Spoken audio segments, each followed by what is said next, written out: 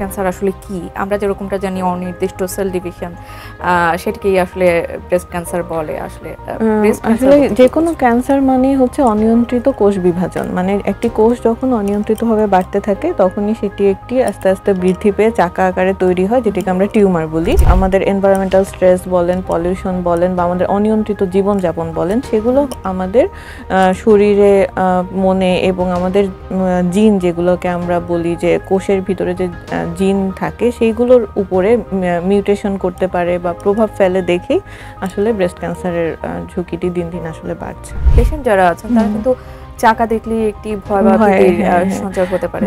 এটা আসলে কিভাবে ক্লিয়ার? এটা আসলে পেশেন্ট হিসেবে চাকা যদি পাওয়া যায় সন্দেহজনক, ব্রেস্ট ক্যান্সারের চাকা আমি প্রথমেই বলবো যেটি সন্দেহজনক ফার্স্ট ওয়ার্নিং সাইন হতে পারে যে ব্রেস্ট ক্যান্সারের চাকা কোনো ব্যথা থাকে না, এবং ব্রেস্ট ক্যান্সারের চাকা দেখা যায় যে এটি একটু শক্ত ধরনের হয় এবং আস্তে আস্তে এটি আকৃতিতে বাড়তে থাকে, এবং অনেক সময় দেখা যায় যে এটি চামড়ার সাথে লেগে গেছে, মানে খুব নড়াচড়া করে না।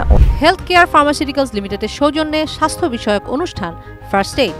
অতিথি ডক্টর অদিতি পাল চৌধুরী, সহযোগী consultant radiation oncology, Ahsania mission cancer and general হাসপাতাল, উত্তরা।